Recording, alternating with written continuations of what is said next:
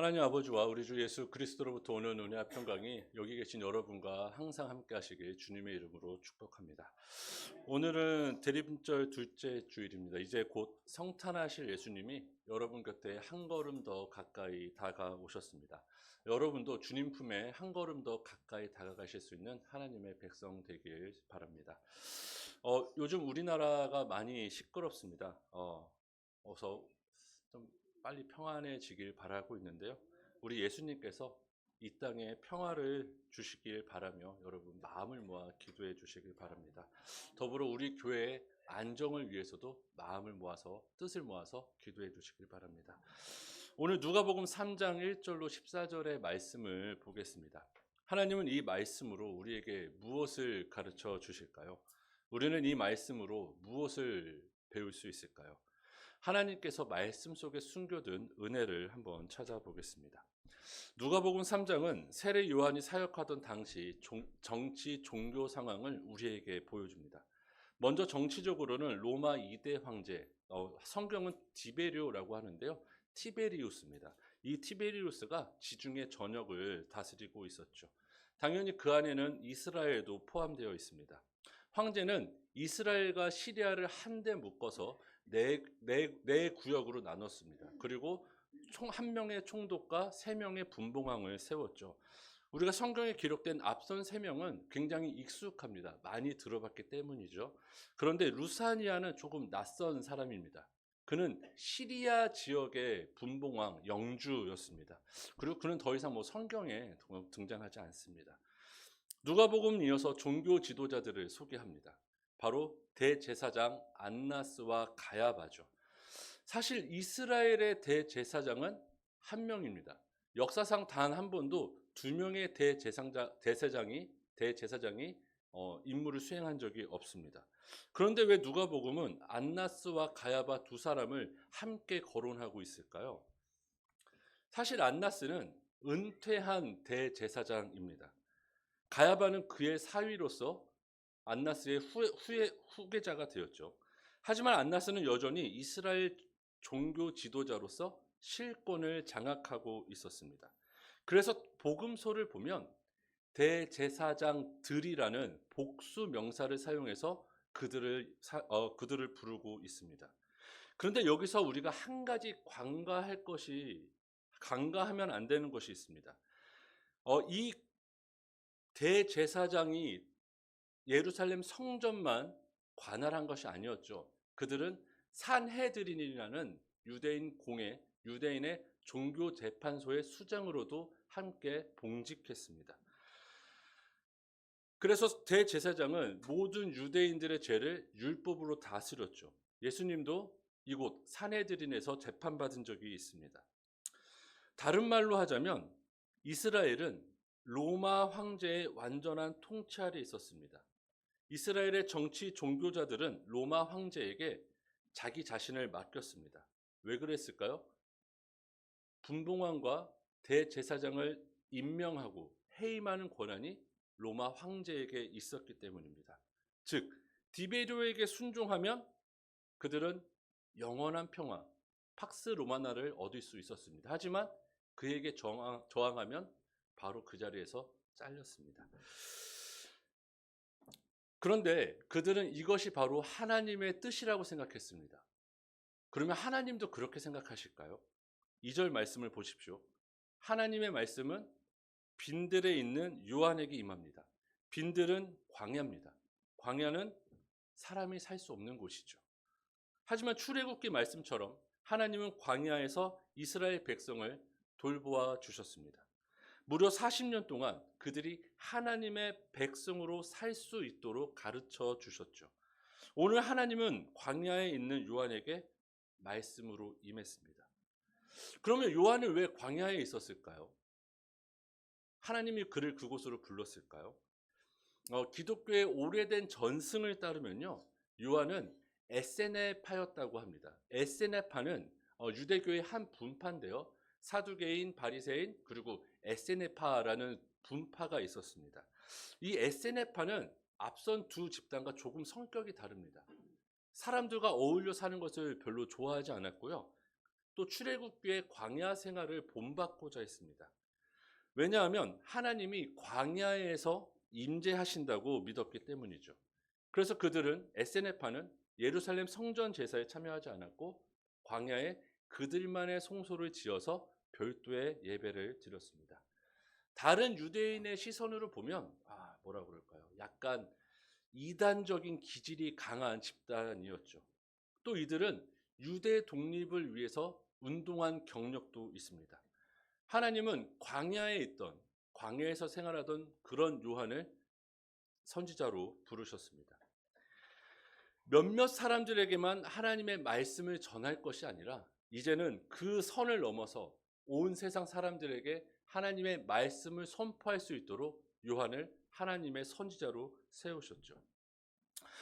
그렇다면 요한이 전해야 하는 하나님의 기쁜 소식은 무엇일까요? 바로 죄사함을 받게 하는 회개의 세례를 전파하는 겁니다.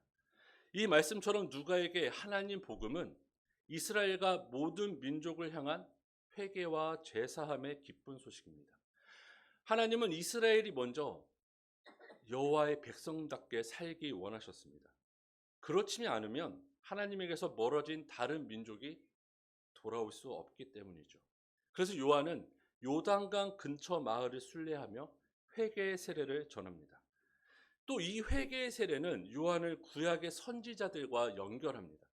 구약 선지자들 역시 백성들에게 회개를 선포했습니다. 오늘 기록된 4절부터 6절 말씀처럼 이사야는 백성들에게 주님의 길을 준비하고 그의 길을 곧게 하라고 선포했습니다. 이건 무슨 뜻일까요?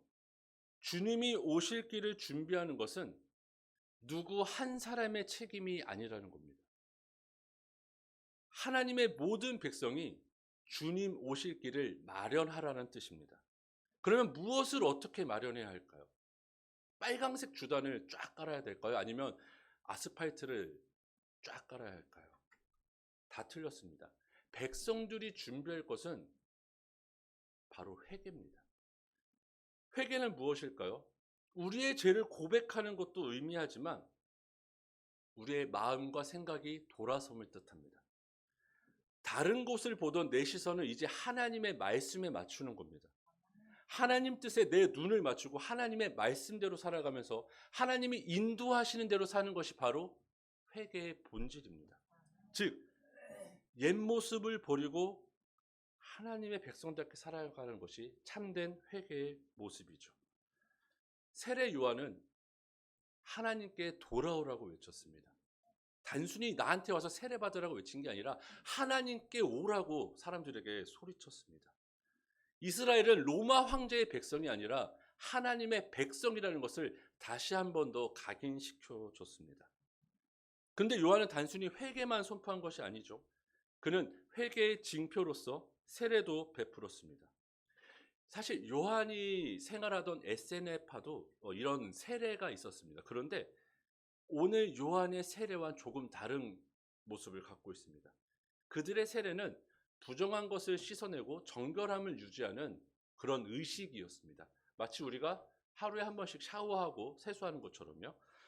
즉 에세네파의 세례는 나 자신을 위해서 세례를 받은 겁니다. 하지만 요한이 오늘 말하는 세례는 나를 위한 것이 아니죠.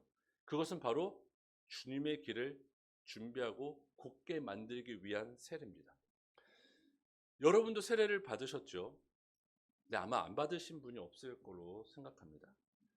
여러분이 받은 세례는 단순히 교회 공동체의 일원이 되는 의식이 아닙니다. 그 세례는 단순히 예수님의 제자가 됐음을 증명하는 것이 아닙니다.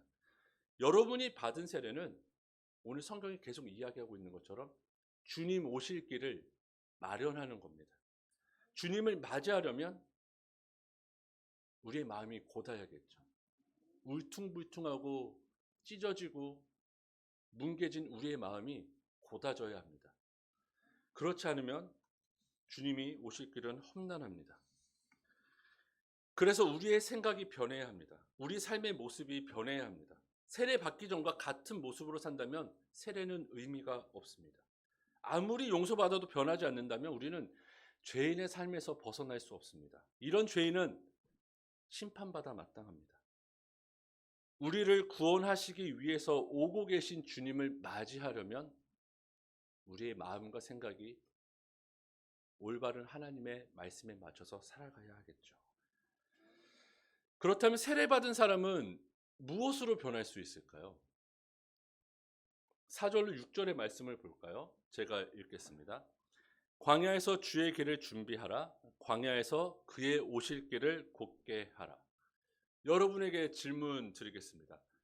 정답을 맞추시는 분은 제가 하나님께 여러분을 위해서 꼭 기도를 하겠습니다. 하나님이 이스라엘 백성에게 십계명과 율법을 주신 곳이 어디죠? 시내산이죠. 그리고 시내산 광야라고도 합니다. 하나님은 광야에서 백성들에게 율법을 가르쳐 주셨습니다. 하나님은 백성들이 광야에서 말씀을 의지하며 살길 원하셨습니다.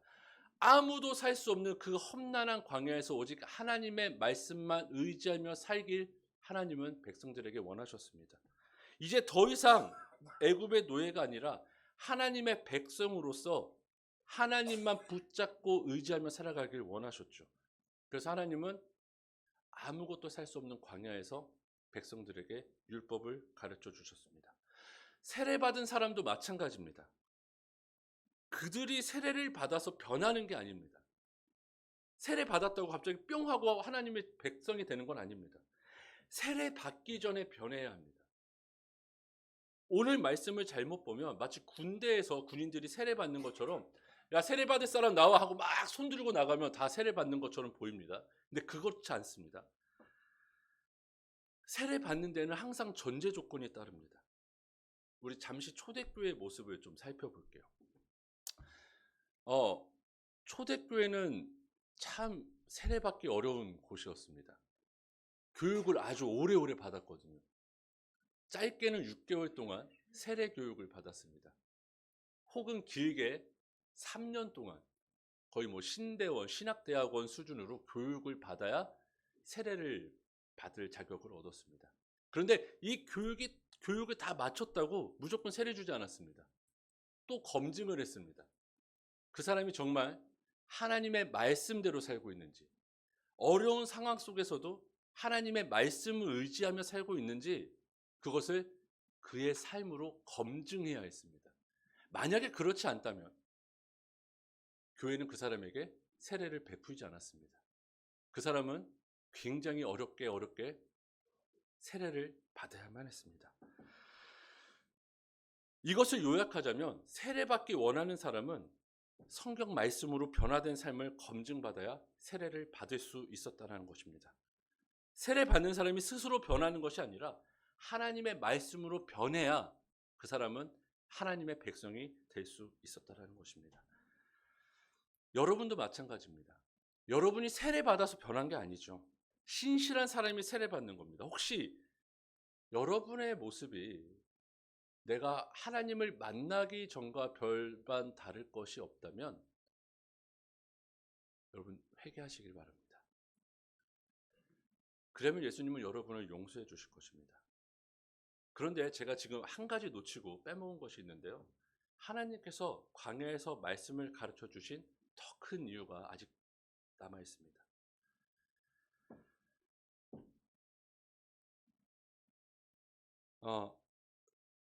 사람은 광야에서 살 수 없다고 아까 말씀드렸죠. 그것은 먹고 마실 것이 없습니다. 낮에는 뜨겁고 밤에는 춥습니다. 들짐승이 또 언제 나타날지 모릅니다. 하지만 하나님은 이럴 때 나를 믿고 의지하라고 광야에서 백성들을 불러주셨습니다. 그래서 성경은 하나님을 믿고 의지하면 구원을 얻는다고 선포합니다. 이것이 바로 우리의 신앙이죠. 그런데 우리가 아무리 교회 오래 다녀도 하나님을 의지하지 않는다면 무슨 소용이 있을까요? 세례를 100번 1000번 받아도 하나님께 우리의 심장을 맡길 수 없다면 세례는 왜 받아야 할까요? 하나님의 백성이 되기로 여러분이 결심하셨다면 이제는 그렇게 살아야 하지 않을까요? 그런데 여전히 변하지 않는 사람들이 있습니다. 하나님을 믿는다고 하면서도 여전히 다른 것을 의지하는 사람들이 있죠. 요한은 그들에게 이런 말을 합니다. 독사의 자식들아, 누가 너희에게 일러 장차 올 진노를 피하라 하더냐. 그러므로 회개에 합당한 열매를 맺고 속으로는 아브라함이 우리 조상이라 말하지 말라. 내가 너희에게 이르노니 하나님이 능히 이 돌들로도 아브라함의 자손이 되게 하시리라. 이미 도끼가 나무 뿌리에 놓였으니 좋은 열매 맺지 않은 나무마다 찍혀 불에 던져지리라. 독사는 어떤 동물이죠? 광야에서 사람을 죽이는 짐승이죠. 또 성경을 보면 사람을 유혹하는 존재입니다. 또 뱀은 오늘 저 틀에 달린 저 노랗고 빨간 예쁜 동그란 장식과도 관련이 있습니다. 제가 지난주에 이런 말씀을 드린 적이 있죠. 루터가 성탄 트리를 만들면서 저기에 성경적인 의미를 부여했다고요. 아무런 장식이 없는 나무는 뭐 생명이 숨어 있는 무화과 나무라고 말씀드렸습니다. 저 동그란 장식은 그럼 무엇일까요? 무화과 열매라고 이렇게 생각하실 수도 있는데 사실 저 동그란 열매는 선악과를 의미합니다. 네. 아담과 하와는 뱀의 유혹을 이기지 못했죠. 그래서 하나님의 말씀을 어기고 선악과를 먹었습니다. 다른 말로 하자면 저 동그란 장식은 인간의 죄, 또 우리의 죄를 상징합니다. 그렇다면 독사의 자식이란 무슨 뜻일까요? 하나님을 멀리 떠난 사람, 하나님의 뜻대로 살지 않는 사람, 자기 멋대로 사는 사람, 이웃을 미워하고 자기만 사랑하는 사람을 가리킵니다. 또 하나님을 믿으면서도 복음을 전하지 않는 사람, 거짓말을 하는 사람, 이렇게 악을 전하는 사람들, 하나님의 얼굴에 먹칠하는 사람들이 바로 독사의 자식이라고 할 수 있습니다. 그런데 이런 사람들이 세례 요한에게 왔습니다. 왜 왔을까요? 자신의 죄를 용서받기 위해서입니다. 아무리 악인이라도, 아무리 그 마음에 악으로 가득 찬 사람이라도 살다 보면 나 이대로는 못 살겠구나 할 때가 반드시 찾아옵니다. 하나님이 아니면 살 수 없겠구나라는 생각이 들 때가 있습니다. 그래서 하나님께 은혜 받고 용서받기 위해서 세례 요한을 찾아왔습니다. 그러면 자기 죄를 고백한다고 해서 우리가 구원을 얻을 수 있을까요? 사실 완전히 예라고 대답하기는 조금 어렵습니다. 요한은 죄를 고백한 사람은 반드시 회개에 합당한 열매를 맺어야 한다고 선포합니다. 그러면 이 열매란 무엇일까요? 10절을 보면 무리들도 이 열매가 무엇인지 되게 궁금해합니다. 그래서 요한에게 우리가 뭘 해야 됩니까? 라고 물어보죠. 요한은 이렇게 말합니다. 옷 2벌 있는 자는 한 벌을 이웃에게 나눠주고 먹을 것이 있는 자도 그렇게 하라고 말하죠. 사실 되게 힘든 일입니다. 여기서 옷 2벌 있는 사람은 검소한 사람이 아닙니다. 정말 찢어지게 가난한 사람입니다. 옷이 입을 게 2벌밖에 없다라는 것이죠. 그런데 요한은 그 2벌 있는 옷 중에 하나를 이웃에게 나눠주라고 합니다. 먹을 것을 갖고 있는 사람들도 마찬가지죠. 나 먹을 것밖에 없습니다. 주먹밥 하나밖에 없습니다. 그런데 그것을 굶고 있는 사람에게 나눠주라고 합니다. 그럼 자기도 배가 고파서 힘들 텐데요. 요한은 왜 자꾸 이렇게 나눠주라고 할까요? 참된 회개의 열매는 나 혼자 하나님의 뜻대로 산다고 맺는 것이 아닙니다. 우리 삶의 자리에서 만나는 모든 이들과 올바른 관계를 가질 때 그 열매를 맺을 수 있습니다. 나도 어렵지만 나보다 더 어렵게 사는 사람을 외면하지 않는 겁니다. 내가 가진 것 중에 남는 것을 그에게 주는 것이 바로 회개에 합당한 열매이며 하나님의 뜻입니다. 우리 교회 이야기를 좀 해볼까요? 제가 지난 주간에 우리 교회 선교회 파악을 했습니다. 샘물 호스피스를 비롯해서 여러 가지 선교회가 있는데 제가 사실 교회 담임 목사가 되기 전에 홈페이지를 보면서 좀 깜짝 놀라고 감동도 받았습니다. 루터 교회에서 이렇게 많은 사역을 하는 교회를 찾아볼 수 없기 때문이죠. 그런데 제가 담임 목사가 된 후 이렇게 실상을 한번 파악해 보니까 현재 우리 교회는 샘물 호스피스 외에 다른 선교를 좀 중단한 상태처럼 보입니다. 이렇게 된 데는 뭐 말 못할 사정이 있겠죠. 그런데 여러분, 우리 새로운 새해를 맞이해서 한번 다시 시작해 보면 어떨까요? 세례 요한의 말처럼 어려운 이웃을 도와주는 일이 하나님의 뜻이며 회개에 합당한 열매입니다. 그렇다면 하나님의 백성으로 여기에 있는 우리가 그 열매를 맺어야 하지 않을까요? 만약에 열매 맺지 못한 나무는 어떻게 될까요? 그냥 땔감이 될 수밖에 없습니다. 현재 우리의 어려움을 핑계로 이웃의 어려움을 외면하면 안 됩니다. 우리가 가진 것을 이웃에게 나눠주는 교회가 되었으면 좋겠습니다. 이것이 바로 오늘 우리의 죄를 고백하고 용서받은 하나님의 참된 백성의 삶이 아닐까요? 그래서 저는 오늘 여러분에게 이런 제안을 좀 드리고자 합니다. 우리가 예전과 같은 규모는 아닐지라도 다시 한 번 더 우리 어려운 이웃을 도와줄 수 있는 교회가 됐으면 좋겠습니다. 우리보다 더 어려운 이웃과 함께 우리가 가진 것을 나누며 하나님의 뜻을 이루는 주님의 백성 되시길 우리 예수님의 이름으로 축원합니다. 이어서 세리와 군인이 등장합니다.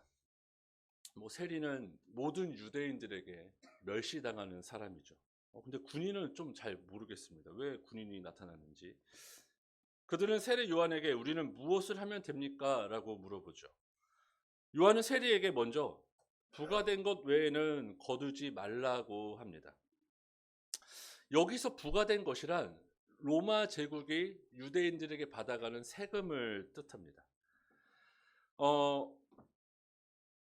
당시 세리들은 국가 세무직 공무원이 아니었습니다. 사설 세금 징수원이었습니다. 백성들에게 로마의 관리들 대신해서 세금을 받음으로 자기 수익을 내야 하는 사람들이었죠. 그런데 정직하게 로마가 지정한 세금만큼만 받아가서는 자기가 먹고 살 수가 없었습니다. 그래서 로마가 만약에 누군가에게 10만 원이라는 세금을 징수하면 그 사람에게 가서 15만 원을 받고 5만 원은 자기가 챙겼습니다. 그래서 유대인들에게 많은 미움을 받고 있었죠. 그럼 군인은 어땠을까요? 이들은 사실 로마 제국의 군인이라고 생각할 수 있는데요. 당시 역사적인 팩트를 좀 살펴보면 그 당시 이스라엘에는 로마 군대가 주둔하지 않았습니다. 이들은 바로 분봉왕을 호위하는 무사들이라고 할 수 있습니다. 그런데 이 무사들에게 한 가지 면책특권이 있었습니다. 그것이 무엇이냐면 바로 세례 요한의 말처럼 이웃의 재산을 강탈하고 뺏어가도 그들은 벌받지 않았습니다. 왜냐하면 분봉왕의 지휘 아래에 있었기 때문에 면책특권을 누렸습니다. 그래서 요한은 세리와 군인들에게 정직하게 살 것을 강조했습니다. 부과된 것 외에는 받지 말고 너희가 받은 급료 외에는 욕심을 내지 말라고 말했죠. 무슨 뜻이냐면 비록 얼마 안 되는 돈이지만 하나님이 주신 일용할 양식에 만족하라는 뜻이었습니다. 세리와 군인처럼 이웃의 재물을 앗아가는 사람은 사실 하나님께 죄를 짓는 것과 같습니다. 이런 사람은 하나님의 진노에서 벗어나기 힘듭니다. 그래서 더더욱 솔직하게 자신의 죄를 고백하고 두 번 다시 그렇게 살지 않겠다고 다짐하고 맹세해야 합니다. 그들이 올바르게 살아갈 수 있는 방법은 사실 세리직과 군인직을 버리는 겁니다. 그래야만 올바르게 살 수 있었습니다. 제가 아까 초대교회 이야기를 잠시 했었는데요. 초대교회는 군인에게 세례를 베풀지 않았습니다. 왜냐하면 군인은 살인을 하는 사람이기 때문이죠. 살인해도 벌받지 않는 직업입니다. 그래서 교회는 군인에게 세례를 베풀지 않았습니다. 세례를 받기 위한 군인은 군대에서 제대해야 했습니다. 그래야만 하나님의 백성으로서 세례를 받을 수 있었죠. 그런데 우리는 여기서 요한의 모습을 조금 더 주의 깊게 봤으면 좋겠습니다.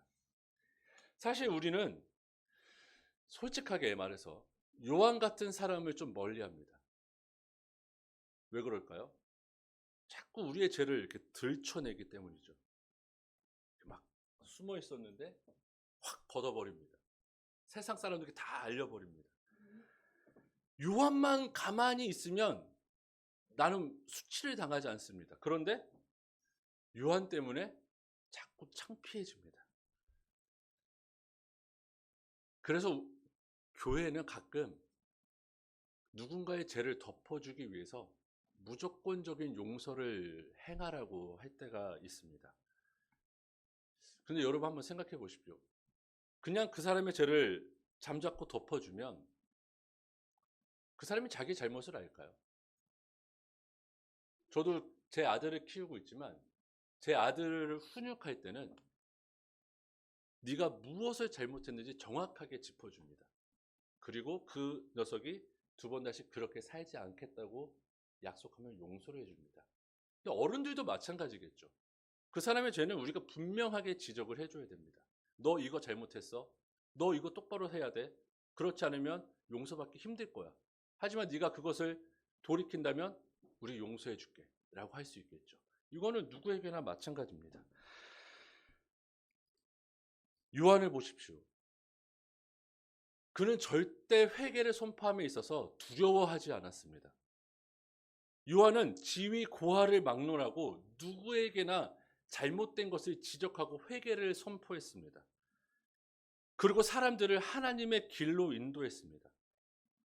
비록 요한은 헤롯에게 죽임 당합니다. 하지만 그는 절대로 죽음을 두려워하지 않고 그의 잘못을 지적했고 하나님의 백성이라면 똑바로 살라고 선포했습니다. 어디서 이런 용기를 얻었을까요? 요한은 어디서 이런 용기를 얻어서 그런 말을 했을까요? 사실 디베르의 사랑을 받는 헤롯에게 잘 보이면 마음 놓고 선교할 수 있었습니다. 맞잖아요. 세상적인 논리를 보면 우리가 그런 헤롯 같은 사람에게 잘 보이면 우리 선교 마음껏 할 수 있습니다. 우리가 무슨 짓을 해도 헤롯이 다 봐주니까요. 그런데 요한은 헤롯에게 굽히지 않았습니다. 절대 비굴하게 살지 않았습니다. 요한이 이렇게 산 이유가 있습니다. 누군가에게 헤롯은 생명줄처럼 보이지만 요한에게 생명줄은 오직 하나님 한 분이었습니다. 헤롯은 영원하지 않습니다. 하지만 하나님은 영원히 살아계셔서 우리를 지켜주시는 분이시죠. 그래서 요한은 죽음을 두려워하지 않았습니다. 죽음을 무릅쓰고 회개를 선포하는 것이 그의 사명이었기 때문이죠. 그렇다면 세례 요한만 그런 삶을 살면 될까요? 어떻게 하면 좋을까요? 그 모든 책임을 세례 요한에게 두고 우리는 뒤로 한 발자국 물러서서 응원만 해주고 기도만 해주면 될까요? 그렇지 않습니다. 우리도 세례 요한처럼 살아야 합니다. 그것이 바로 우리가 흔히 말하는 예언자적인 삶입니다. 예언자는 하나님 백성의 잘못을 내버려 두지 않았습니다. 예언자는 하나님의 백성들이 올바르게 살길 원했습니다. 그래서 하나님의 말씀을 선포했습니다. 여러분도 그렇게 사시길 주님의 이름으로 축원합니다. 이제 마지막으로 제가 까먹은 말씀을 보고 설교를 마치려고 합니다. 8절 말씀인데요. 사실 마지막을 장식하기 위해서 제가 좀 빼놨습니다. 요한은 이렇게 선포합니다. 아브라함이 우리 조상이라 말하지 말라. 내가 너희에게 이르노니 하나님이 능히 이 돌들로도 아브라함의 자손이 되게 하시리라. 이것은 당시 유대인의 신앙을 고발하는 겁니다. 창세기 12장에 기록된 아브라함의 축복은 이스라엘의 자부심이었습니다. 유대인은 이 축복에 자기도 포함된다고 믿었습니다. 누군가 나를 축복하면 하나님이 그 사람도 축복하실 것이고 누군가 나를 저주하면 하나님이 반드시 그 사람도 저주한다고 믿었습니다. 그 사람들은 유대인들은 그 축복의 굴레 안에 영원히 있다고 믿었습니다. 지금도 이런 사람을 우리 주변에서 쉽게 찾아볼 수 있죠.